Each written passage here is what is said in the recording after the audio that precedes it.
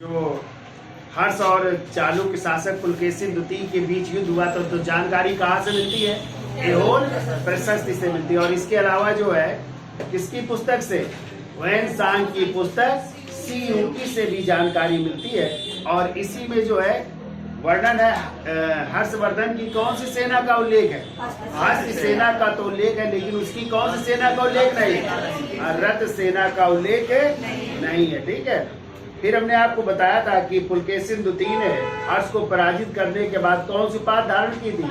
परमेश्वर की उपाधि धारण की थी।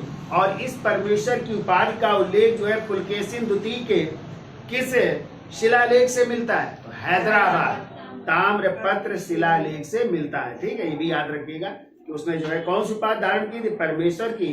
और इसकी जानकारी जो है पुलकेशिन द्वितीय के हैदराबाद ताम्रपत्र अभिलेख से प्राप्त होता है। ठीक है। फिर हमने आपको बताया था कि हर्ष के ही शासन काल में एक चीनी यात्री आए थे। कौन आए थे? ह्वेन-त्सांग आए थे। कब आए थे? 629 ईस्वी में। 6 वर्ष रहे थे ना, 635 ईस्वी तक। तो वो किस लिए आए थे? बौद्ध ग्रंथों का अध्ययन करने के लिए। ठीक है। और इसके लिए उन्होंने कहाँ पे जो है 6 वर्ष शिक्षा ग्रहण की थी? नालंदा विश्वविद्यालय में शिक्षा ग्रहण की थी। ठीक है। और उस समय नालंदा विश्वविद्यालय के प्राचार्य कौन थे? शीलभद्र थे। कौन थे? शीलभद्र थे। तो कहाँ से आया था जो है ह्वेन-त्सांग? चीन के किस शहर से? होनन प्रांत से। ठीक है। और कौन से शहर से आया था? चीन ल्यू से आया था। ठीक है। और ह्वेन-त्सांग ने भारत को क्या कहा है? इंतु। क्या कहा है? ये भी याद रखिएगा, इंतु कहा। ठीक है। तो कहते हैं 13-14 वर्ष की अवस्था में वो जो लोयंग का मठ था वहां पे शिक्षा की, और 20 वर्ष की अवस्था में वो बौद्ध भिक्षु बन गया था। ठीक है। तो जब भारत आया तो अपने आप को बताया था 2 बार वो डाकुओं द्वारा पकड़ा गया था ना। कहाँ पे पकड़ा गया था? शाकल में, और फिर दूसरी बार अयोध्या में, लेकिन फिर छूट गया था। ठीक है। तो ये भी याद रखिएगा आप लोग। तो ह्वेन-त्सांग को किन किन नामों से जानते हैं? तीर्थ यात्रियों का राजकुमार, और ह्वेन-त्सांग, और शाक्य मुनि, और नीति का पंडित भी कहते हैं, और मोक्ष देव, और महायान देव भी के नाम से भी जाना जाता है। तो बताइए हर्षवर्धन जो है प्रत्येक 5 वर्ष कहाँ जाता था? और वहां पे उसने महामोक्ष परिषद का आयोजन भी किया था, जिसमें ह्वेन-त्सांग भी शामिल हुआ था। ठीक है। तो वहां यहाँ तक कि वो अपने क्या कर दिया करता था? वस्त्र तक दान दे दिया करता था। इसीलिए उसे भारत का हातिम राय भी कहते। ठीक है। और कहते यहीं से आज्ञा ली थी किसने? ह्वेन-त्सांग ने अपने देश चीन जाने के लिए। तो कहते सीमांत जो सीमा जहां तक थी हर्षवर्धन के साम्राज्य की, वहां तक उसको छोड़ने कौन आया था अधिकारी? उदिता। कौन आया था? उदिता नामक अधिकारी जो है किसको? ह्वेन-त्सांग को छोड़ने कहाँ तक? सीमांत प्रदेश तक, या जहां तक सीमा थी वहां तक छोड़ने आया था। ठीक है। इसके अलावा हर्ष ने कन्नौज में भी आयोजन किया था एक महासभा का, और जिसमें जो है किसकी मूर्ति सोने की स्थापित की गई थी? गौतम बुद्ध की। ठीक है। कहते हैं गौतम बुद्ध की मूर्ति आगे आगे चल रही थी। एक जुलूस निकाला गया था, और पीछे कौन थे? भास्कर वर्मन, जो किसमें थे? ब्रह्मा के रूप में। फिर हमने बताया था हर्षवर्धन भी थे, जो किसके? शक्र यानी इंद्र के रूप में पीछे पीछे चल रहे थे, न्याय के रूप में चल रहे थे, अनुचर के रूप में चल रहे थे। ठीक है। तो ये भी आपको याद रखना है। ठीक है। फिर हमने बताया था कि हर्ष ने गुजरात के बल्लभी शासक ध्रुवसेन द्वितीय से युद्ध हुआ था, जिसे बल्लभी का युद्ध भी कहते हैं। लेकिन बाद में संधि हो गई, और हर्षवर्धन ने अपनी बेटी का विवाह इसी बल्लभी शासक ध्रुवसेन द्वितीय के साथ किया था। और कहते हैं यही जो है संबंध जो है हर्षवर्धन और पुलकेशिन द्वितीय के बीच युद्ध का कारण भी बना था। ठीक है। क्योंकि वैवाहिक संबंध किसके साथ? बल्लभी के शासक ध्रुवसेन द्वितीय के साथ हर्ष ने अपनी किसकी? बेटी का विवाह किया था। ठीक है। फिर हमने बताया था चीनी यात्री मातवालिन के अनुसार कहते हैं कि हर्ष ने 641 ईस्वी में चीन के थांग सम्राट ताइसुंग के दरबार में एक हाँ, राजदूत, जो कि ब्राह्मण राजदूत थे, ठीक है, उनको भेजा था। और बदले में वहां के शासक ने एक अपना राजदूत भेजा था जिसका क्या नाम था, यांग हाई किंग को जो है हर्षवर्धन के दरबार में भेजा था। ठीक है, तो कल हमने जो है यहाँ तक शायद चर्चा कर ली थी कल के टॉपिक में, आज थोड़ा और रह गया, उसकी चर्चा कर लेते हैं। अगला पॉइंट लिखिए, देखो हर्ष की 2 मुद्राएं नालंदा एवं सोनीपत से प्राप्त हुई है। हर्ष की 2 मुद्राएं कहाँ से मिली है, तो नंबर 1 मिली है नालंदा से। ठीक है, और नालंदा की मूर्ति कैसी है, ये मिट्टी की बनी हुई है। किसकी बनी हुई है, ये मिट्टी की मुद्रा है। ठीक है, मुद्रा प्राप्त हुई है, सॉरी, तो ये मिट्टी की मुद्रा है, तो लिख लीजिएगा, मिट्टी की बनी हुई, मिट्टी की मुद्रा प्राप्त हुई है। ठीक है, नालंदा से। और दूसरी मिली है सोनीपत से। सोनीपत कहाँ पे है, हरियाणा में। ठीक है, और ये कहते हैं कांसे या ताम्र धातु की बनी हुई है। किसकी बनी हुई है, तो लिख लीजिए तांबे की बनी मुद्रा है ये, तांबे की।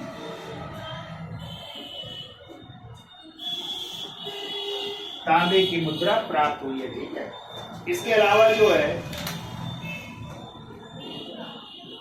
इसमें शिव का वाहन नंदी का चित्र भी बना है। लिख लो, शिव का वाहन नंदी का चित्र है। शिव का वाहन नंदी का चित्र है।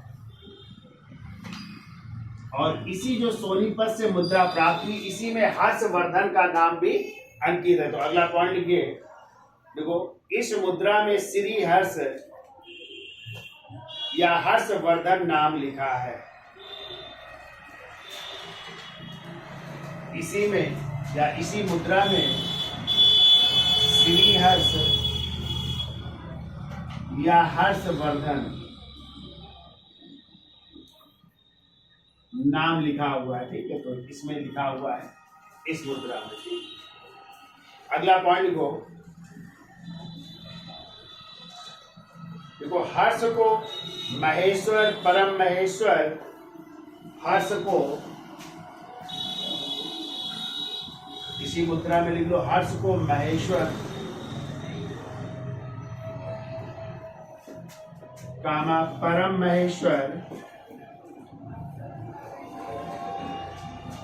महेश्वर और महाराजा धीराज भी कहा गया है, या सार्वभौम महाराजा धीराज है, ऐसे लिखो, सार्वभौम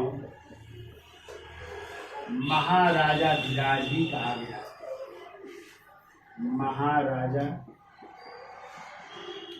धीराज भी कहा गया है।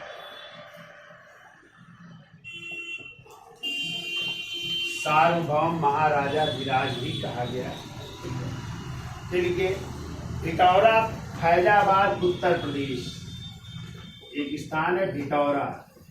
भिटौरा आपका और भी है एक जगह, लेकिन ये फैजाबाद का है। ठीक है, फैजाबाद उत्तर प्रदेश। तो देखो, भिटौरा फैजाबाद उत्तर प्रदेश में हर्ष की रजत की मुद्रा प्राप्त हुई है। हर्ष की रजत, रजत का मतलब चांदी की मुद्रा है, चांदी की मुद्रा प्राप्त हुई है। मुद्रा प्राप्त हुई है, जिसमें हर्ष का नाम जो है शिलादित्य या साल दत्त मिलता है। तो देखो, जिस पर श्री साल दत्त, जिस पर श्री शाल दत्त, या कोष्ठ में लिख लो शिलादित्य है।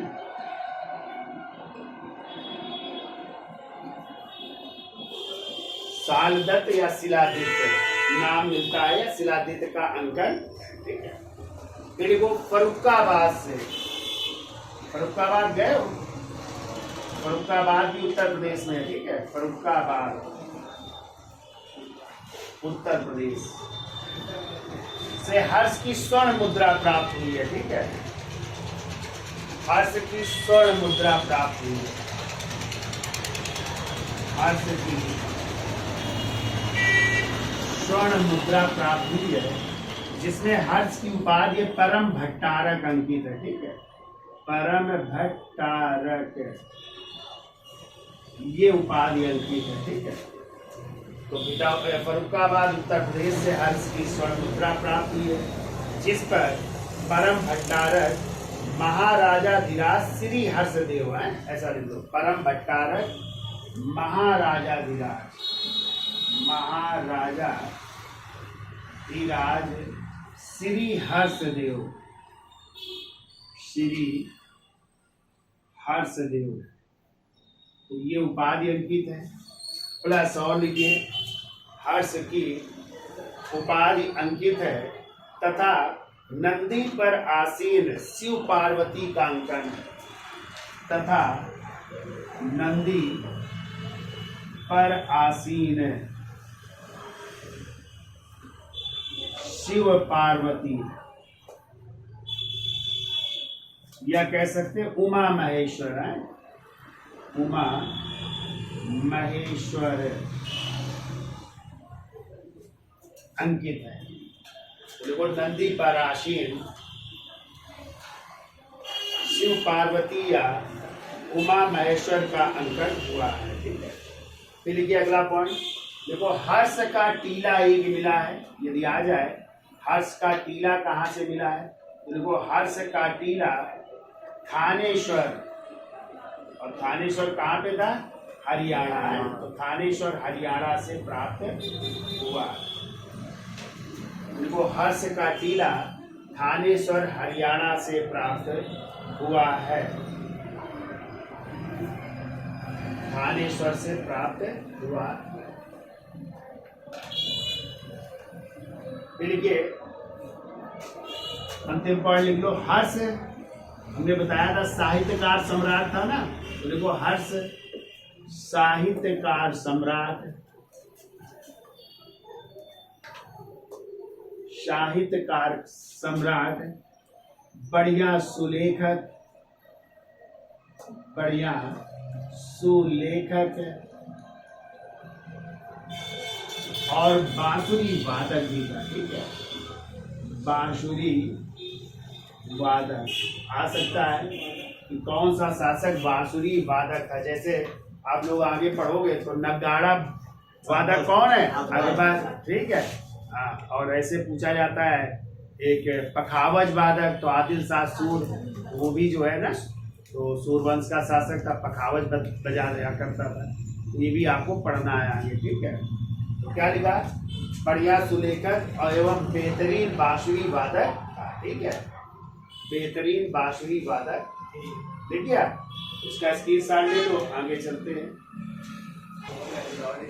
अगला पॉइंट लिखिए, देखो हर्षवर्धन की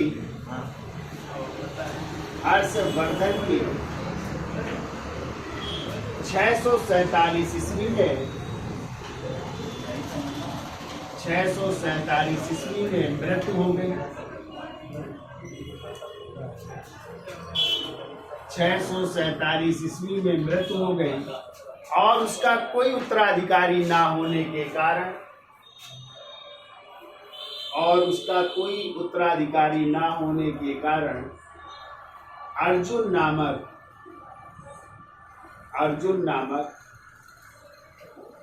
एक अधिकारी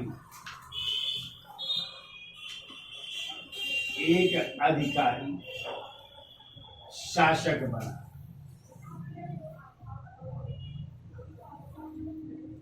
अर्जुन नामक एक अधिकारी शासक।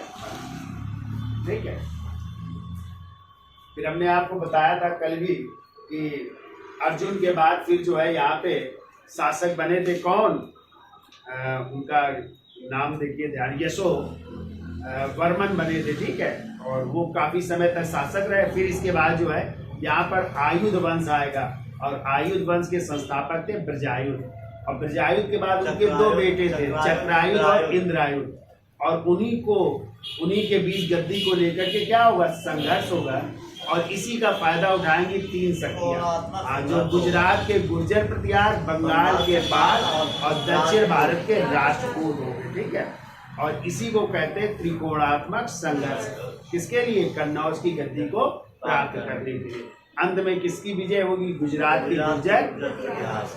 फिर जब गुर्जर प्रतिहार वंश समाप्त होगा तो यहाँ पे गहड़वाल वंश आएगा, और गहड़वाल वंश में फिर गोविंद चंद्र, मदन पाल, और उसी वंश के राजा होंगे जयचंद। नाम सुना है?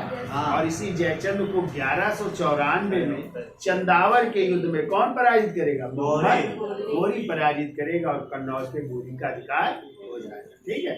ये आगे की चर्चाएं जब हम आगे अभी त्रिकोणात्मक संघर्ष पढ़ाएंगे तो वहां पे चर्चाएं की जाएगी, ठीक है। तो चलिए अगला पॉइंट को, इतिहासकार राधा कुमुद मुखर्जी ने, इतिहासकार राधा कुमुद मुखर्जी ने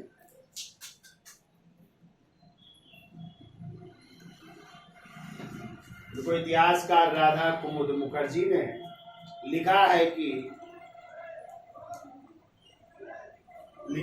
कि हर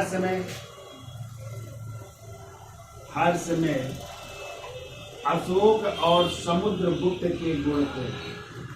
अशोक और समुद्रगुप्त के गुण थे। समुद्रगुप्त के गुण थे, लिखा है राधा कुमुद मुखर्जी ने, ठीक है। अब हेडिंग डाल दीजिए, हर्षवर्धन के प्रमुख अधिकारी, ठीक है। कुछ अधिकारियों के नाम लिख लीजिए, हो सकता है पूछा जा सकता है, तो प्रमुख अधिकारी लिख लीजिए। हर्षवर्धन के प्रमुख अधिकारी, ठीक है। प्रमुख अधिकारी में लिखिए, पहला लिखो अवंती,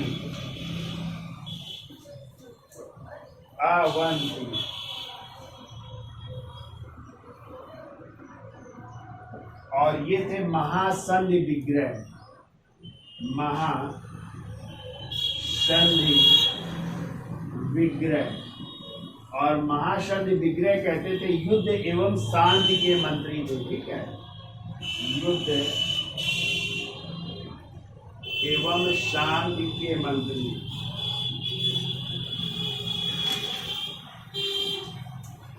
युद्ध एवं शांति के मंत्री थे, ठीक है। ये दूसरा लिखिए, सिंहनाद,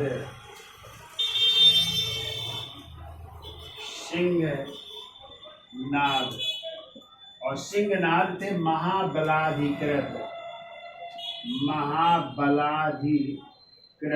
और महाबलाधिकृत को कहते थे सेनापति। तो सेनापति थे ना, और इन्होंने ही तो प्रेरित किया था हर्ष को कि आप गद्दी संभालिए, ठीक है। फिर वो कुंतल, तीसरा नाम लिखिए, कुंतल, और ये अश्वसेना का प्रमुख अधिकारी था या मुख्य अधिकारी था, ठीक है। तो लिखो अश्व सेना का मुख्य अधिकारी,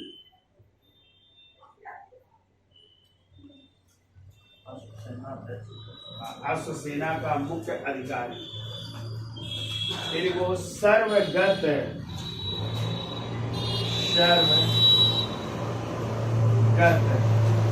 ये गुप्तचर था, गुप्तचर सर्वगत कहलाता था, ठीक है। फिर वो दीर्घध्वज,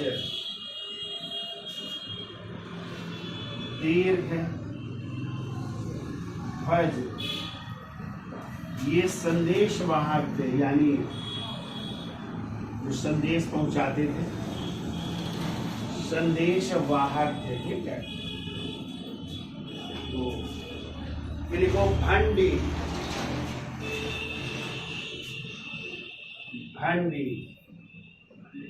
और हमने आपको बताया था ममेरे भाई भी थे ना ये हर्षवर्धन के, और ये जो है इसके अलावा जो है प्रधान सचिव या मुख्यमंत्री भी थे, प्रधान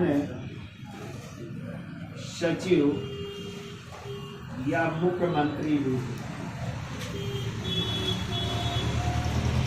मुख्यमंत्री भी थे। फिर वो स्कंद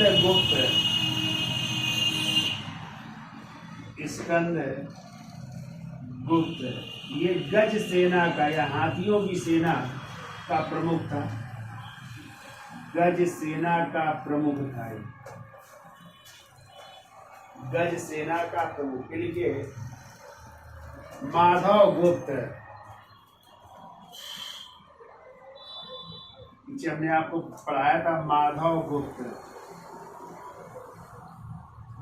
तो देखो ये हर्षवर्धन के दोस्त भी थे और उनके सामंत भी थे, ठीक है। तो देखो हर्ष के सामंत एवं दोस्त,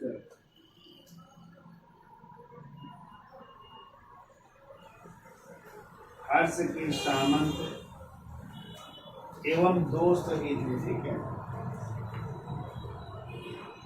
देखो यम चेटी, इधर लिख देते हैं, 9वां नंबर लिखिए, एम चेटी, ये रात्रि में पहरा देने वाली स्त्रियां थी, ठीक है। रात्रि में पहरा देने वाली स्त्रियां थी। लोग रात में पहरा, हो सकता है राजमहल में पहरा देती होंगी, ठीक है। तो ये जो है कुछ अधिकारी हैं हर्षवर्धन के समय जिनके नाम मिलते हैं, ठीक है। तो याद हो जाएगा।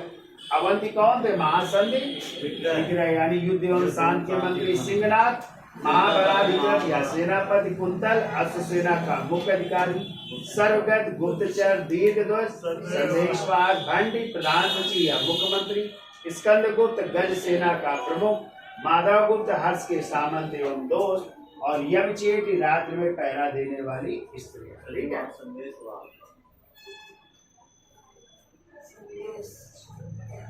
अच्छा संदेश वाहक कर लीजिए, संदेश वाहक दीर्घ हो जाएगा। चलिए, तो ये तो थी हर्षवर्धन की कहानी।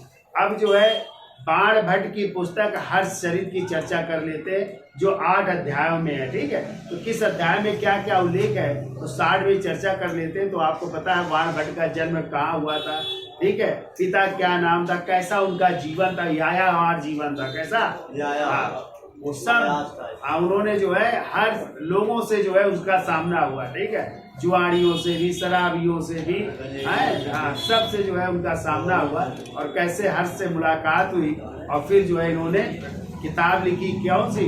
हर्षचरित, जो 8 अध्याय में है। तो प्रथम 3 अध्याय में खुद का वर्णन है, फिर इसके बाद जो है प्रभाकर वर्धन और हर्षवर्धन इनके जब छोटे थे उनकी कहानी है। तो किसी न किसी अध्याय में कुछ ना कुछ उल्लेख है। तो हम 60 में ही चर्चा करेंगे, बहुत डिटेल में चर्चा नहीं करेंगे। तो हेडिंग डाल लीजिए बाण भट्ट है। तो देखिए हेडिंग डाल लीजिए बाण भट्ट।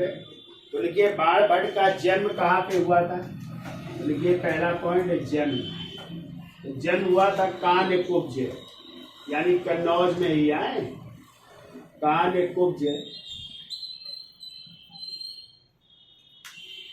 का एक गांव था, प्रीतिकूट गांव। देखो कान्यकुब्ज क्षेत्र में स्थित है, कान्यकुब्ज क्षेत्र में स्थित है प्रीतिकूट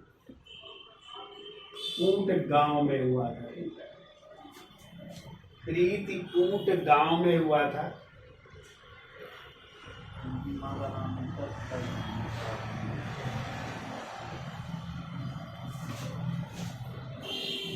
देखिए गोत्र इनका क्या था, चलो अच्छा पिता का नाम लिखिए। पिता का नाम था इनका चित्रभानु,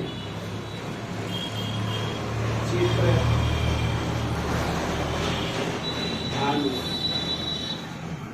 माँ का नाम लिखो राजदेवी,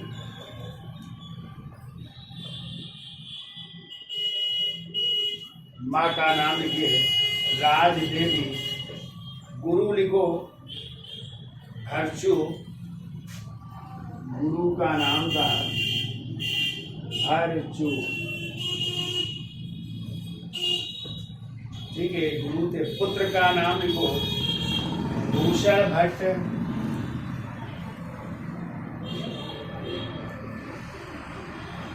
भूषण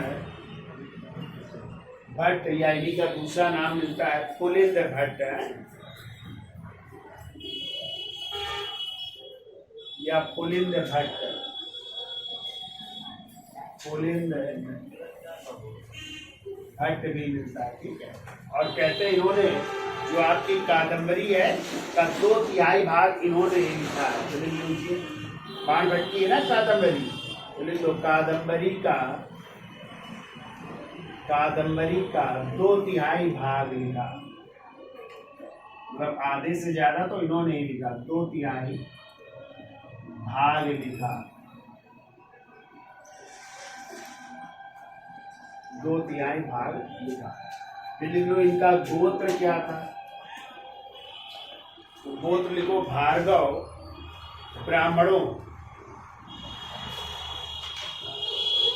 भार्गव ब्राह्मणों,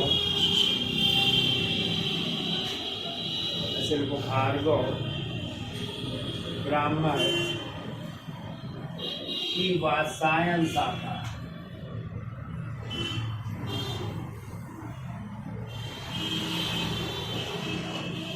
भार्गव ब्राह्मण की वात्सायन शाखा के भृगुवंशी, शाखा के भृगुवंशी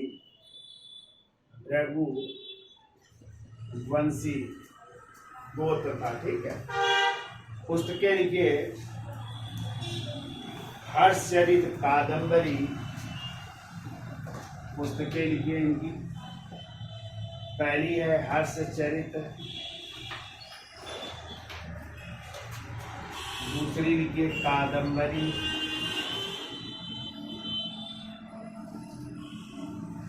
तीसरी लिखिए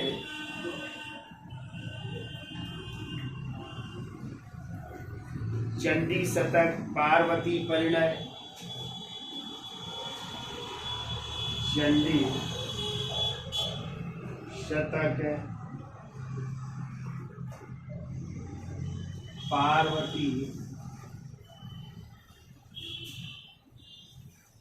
पार्वती परिणय,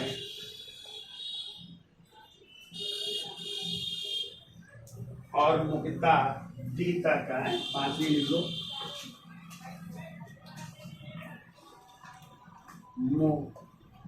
मुक्ता डी तक,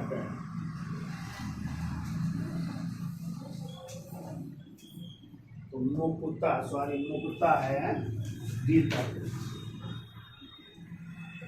मुक्ता दी तक, तो ये किताब है। ठीक है। तो लिखो अनुवाद किसने किया है, तो लिखो कावेल एवं थॉमस ने हर्षचरित का अंग्रेजी में अनुवाद किया। अनुवाद कावेल एवं थॉमस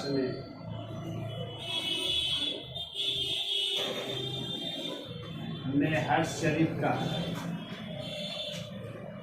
अंग्रेजी में अनुवाद किया।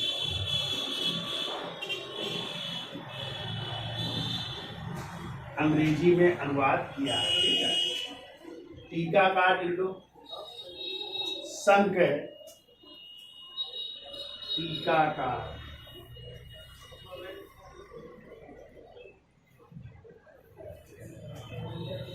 शंकराचार्य है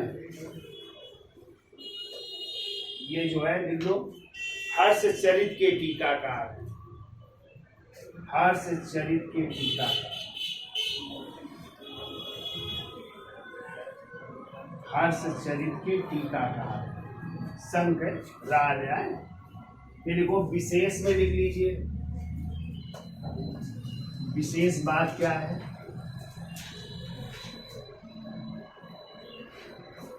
तो लिखो हर्षचरित ऐतिहासिक विषय पर गद्य काव्य लिखने का प्रथम सफल प्रयास था। हर्षचरित ऐतिहासिक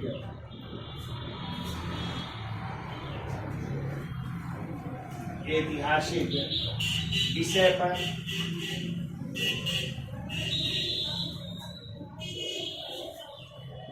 ऐतिहासिक विषय पर गद्य काव्य लिखने का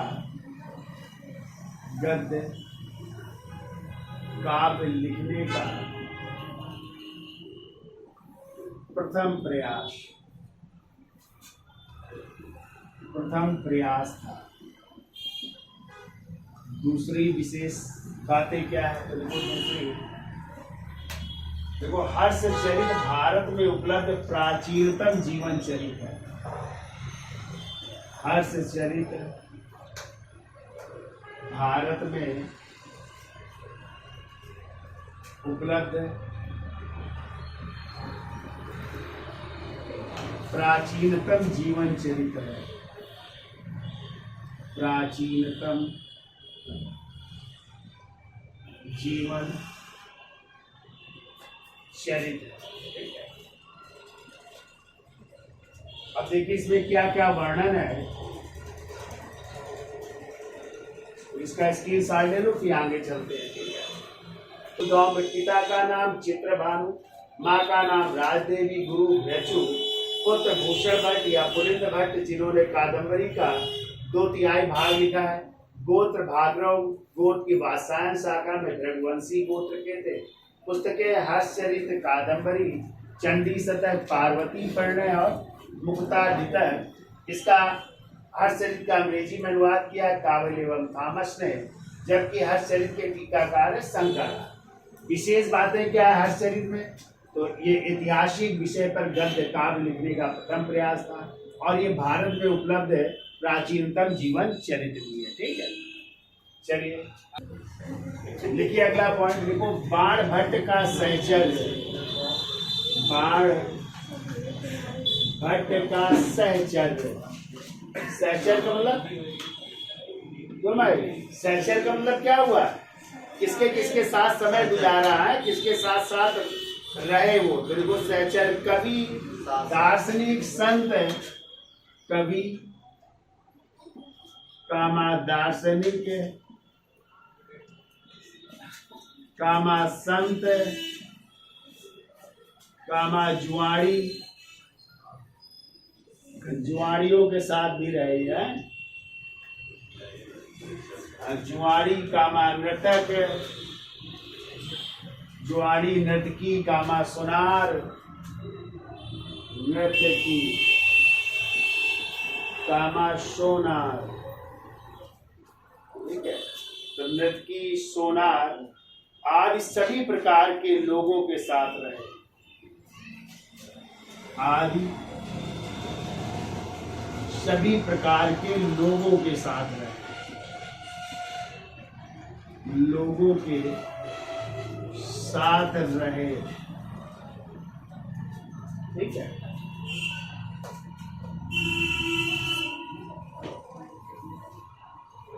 बिल्कुल। इन्होंने अपनी मित्र मंडली में 44 लोगों का उल्लेख किया है। इन्होंने अपनी मित्र मंडली में 44 लोगों का उल्लेख किया। मतलब ऐसे 44 लोग थे, 44 लोगों का उल्लेख किया है।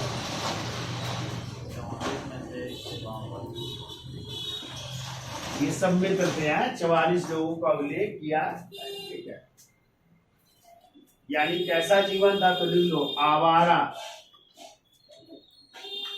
आवारा या यायावार। यायावार मतलब घुमक्कड़ी बिल्कुल। यायावार प्रकृति का जीवन, यायावार प्रकृति का जीवन था।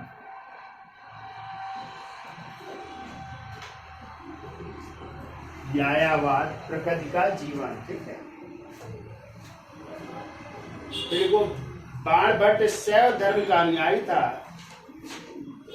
बाण भट्ट शैव धर्म का अनुयायी, शैव धर्म का अनुयायी, शैव धर्म का अनुयायी था। फिर वो हर्ष से पहली भेंट। देखो हर्ष से पहली भेंट, हर्ष से पहली भेंट अचिरावती, ये याद रखिएगा नदी का नाम, अचिरावती नदी। उनको हर्ष से पहली भेंट अचिरावती नदी पर स्थित मणितारा में हुई थी। नदी पर स्थित मणितारा, मणितारा में हुई। तो मणितारा या स्कंदावार भी कह सकते हैं, यानी यहाँ पे रुके थे, ठीक है, अस्थायी निवास था स्कंदावार में, यहाँ पे हुई थी। इनको हर्षचरित में कुल 8 है, उच्छ्वास है। हर्षचरित में कुल 8 उच्छ्वास का मतलब होता है अध्याय, ठीक है। कुल 8 अध्याय है, ठीक है। फिर को प्रथम 3 अध्याय में, प्रथम 3 अध्याय में, प्रथम 3 अध्याय में बाणभट्ट की आत्मकथा है। बाणभट्ट की आत्मकथा है, यानी जो प्रथम के 3 अध्याय है उसमें बाणभट्ट ने अपनी आत्मकथा लिखी है, ठीक है। तथा शेष 5 अध्याय हर्ष का जीवन चरित है। शेष 5 अध्याय हर्ष का जीवन चरित है।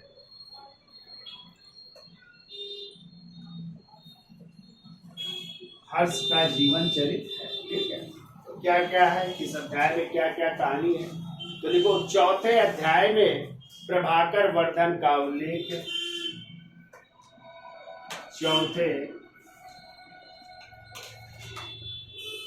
अध्याय में प्रभाकर वर्धन का उल्लेख, प्रभाकर वर्धन का उल्लेख। कामा राजवर्धन, हर्षवर्धन और राजश्री के जन्म। राजवर्धन, हर्षवर्धन, राजश्री के जन्म। कामा बाल्यकाल, यानी उनका बाल्यकाल का जीवन, जन्म कामा बाल्यकाल, तथा राजश्री के कन्नौज के राजा, तथा राजश्री के कन्नौज के राजा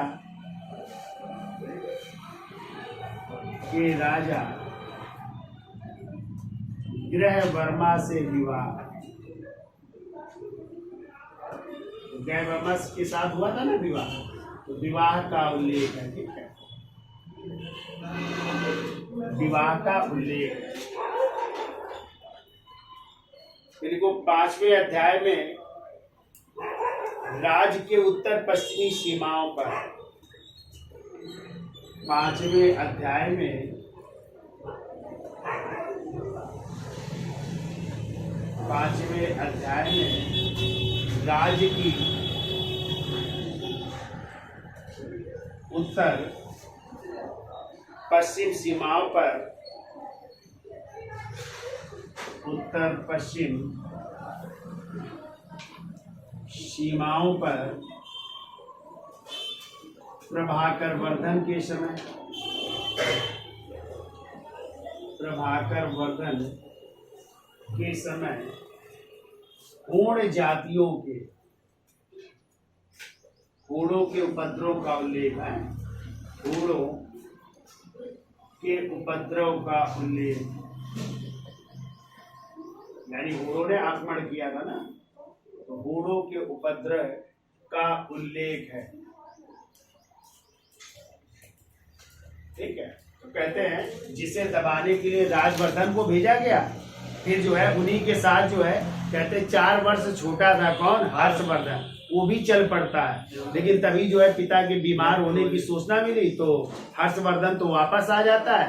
राजवर्धन गया, उसने हूणों के आक्रमण को समाप्त किया, लेकिन जब वो वापस लौटा तब तक पिता प्रभाकर वर्धन की क्या हो चुकी थी, मृत्यु हो चुकी थी, और उनकी माँ जो है यशोमती सरस्वती नदी के किनारे क्या हो गई थी, सती हो गई थी। तो ये उल्लेख मिलता है किस अध्याय में, 5वें। ठीक है, क्लियर, उल्लेख लेना छोड़ दो थोड़ा है। चलिए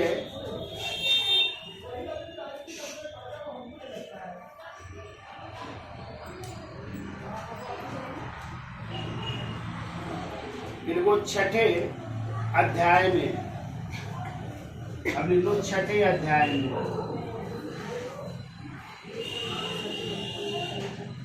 छठे अध्याय में प्रभाकर वर्धन की बीमारी एवं मृत्यु का उल्लेख।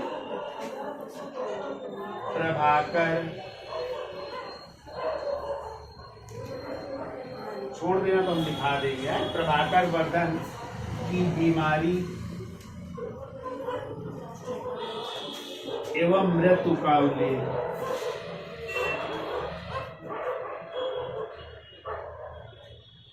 बीमारी एवं मृत्यु का उल्लेख है। ठीक है,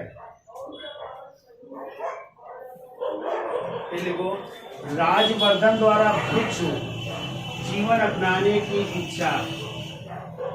राजवर्धन द्वारा भिक्षु जीवन अपनाने की, भिक्षु जीवन अपनाने की इच्छा। कह रहा मैं भिक्षु जीवन अपना लूंगा, नहीं। फिर लिखो, इसी में है, देखिए,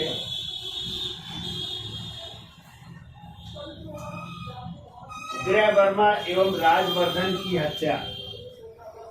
इसी में लिख लो, गृहवर्मा एवं राजवर्धन की हत्या भी का उल्लेख है। राजवर्धन की हत्या। ठीक है, इनको सिंहनाद द्वारा या सेनापति सिंहनाद द्वारा,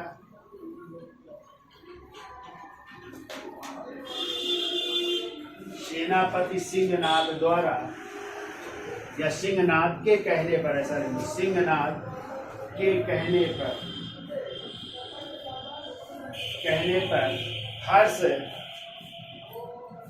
पर हर्ष की शत्रुओं से बदला लेने की, हर्ष की शत्रुओं से बदला लेने की प्रतिज्ञा, बदला लेने की प्रतिज्ञा है। तो ये सब चीजें जो है 6वें अध्याय में है। ठीक है, तो इसकी साइड ले लो, फिर आगे चलते हैं। अध्याय में 7वें अध्याय में देखो, हर्ष की दिग्विजय यात्रा का प्रारंभ। हर्ष की दिग्विजय यात्रा का प्रारंभ।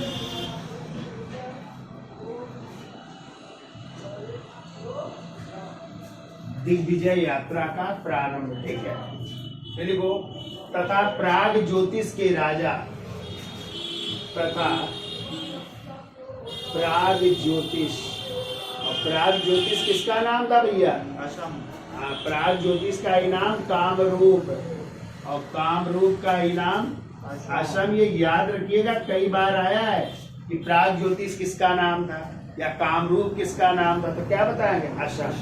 तो लिखो, आश्रम या प्राग ज्योतिष के राजा भास्कर वर्मन, है ना, भास्कर वर्मन के राजदूत, भास्कर वर्मन के राजदूत हंसदेव की, भास्कर वर्मन के राजदूत हंस बेग, याद रखिएगा राजदूत का क्या नाम था उनके, हाँ देखो, हंस बेग द्वारा मित्रता का प्रस्ताव लाने का उल्लेख। हंस बेग द्वारा मित्रता का प्रस्ताव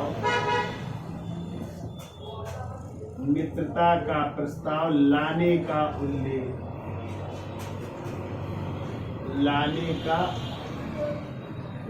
है, ठीक है। फिर को 8वें अध्याय में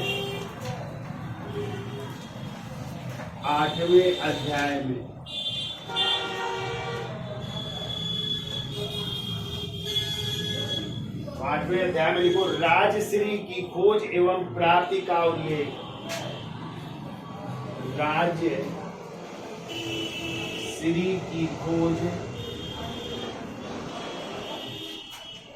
एवं प्राप्ति का उल्लेख,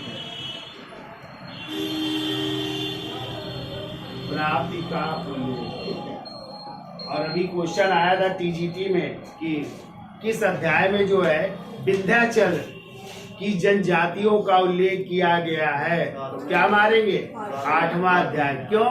क्योंकि राजश्री को कहाँ खोजा गया, विंध्याचल, तो यानी विंध्याचल में जनजातियां भी होंगी, ठीक है, तो इसलिए विंध्याचल की जनजातियों का उल्लेख किस अध्याय में है, तो लिख दो, तो वो विंध्याचल की जनजातियों का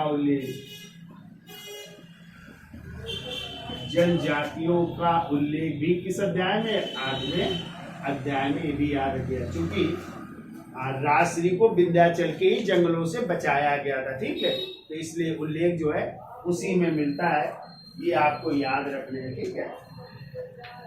फिर देखो, हर्ष चरित्र में ही सिंचाई के साधन के रूप में, तो ये 8 अध्याय होगा, याद रहेंगे। अगला पॉइंट देखो, हर्ष चरित्र में ही सिंचाई के साधन के रूप में,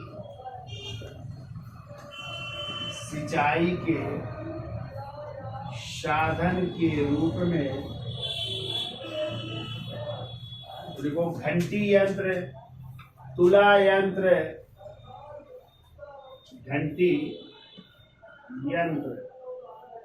किसी को राड भी कह सकते हैं, या तुला यंत्र, पीछे हमने पढ़ाया था गुप्त काल में भी ये सिंचाई के साधन का उल्लेख है, घंटी यंत्र या तुला यंत्र का उल्लेख, तो इसमें भी मिलता है, हर्ष चरित्र में भी सिंचाई के साधनों का उल्लेख है, ठीक है।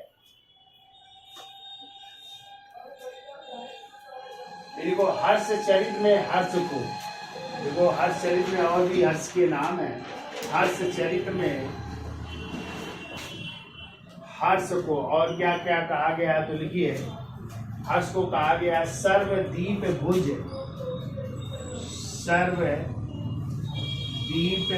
कहा गया है, कामा, और क्या कहा गया, सर्व देवता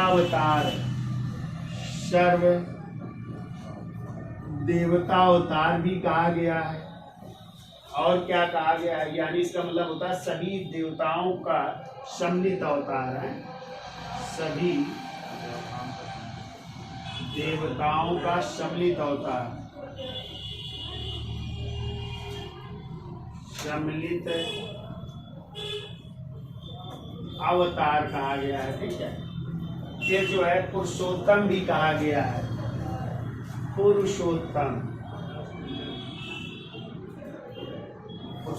के अलावा जो है इनको कहा गया महाराजा धीराज परमेश्वर, महाराजा धीराज परमेश्वर भी कहा गया है। फिर इनको जो है सर्व चक्रवर्ती भी कहा गया है, सर्व चक्रवर्ती भी कहा गया है, ठीक है।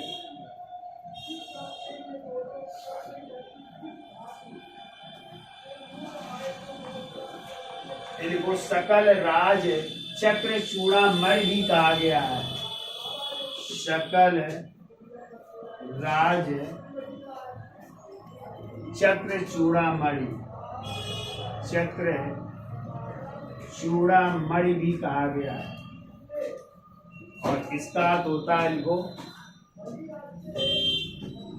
अन्य राजाओं के चूड़ामणि द्वारा चमकते हुए,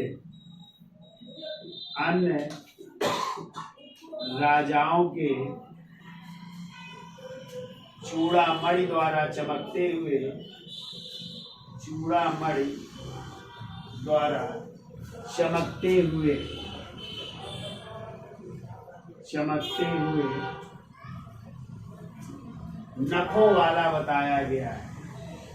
चमकते हुए नखों वाला बताया गया है। ठीक है, तो ये और जानकारियां जो है हमें हर्षचरित से मिलती है। ठीक है, तो ये 8 अध्याय हो गए और कुछ ये जानकारियां हैं जिसमें हर्ष की उपाधियां हैं और सिंचाई के साधन का भी उल्लेख मिलता है। ठीक है, तो ये आपकी कहानी हो गई। ठीक है, अब नया टॉपिक शुरू होगा और वो होगा कि राजपूतों की उत्पत्ति, विकास और संघर्ष। ठीक है, तो नया टॉपिक है। तो आज के लिए इतना रखते हैं। तो वीडियो अच्छा लगा हो तो लाइक, शेयर और सब्सक्राइब करिए। धन्यवाद।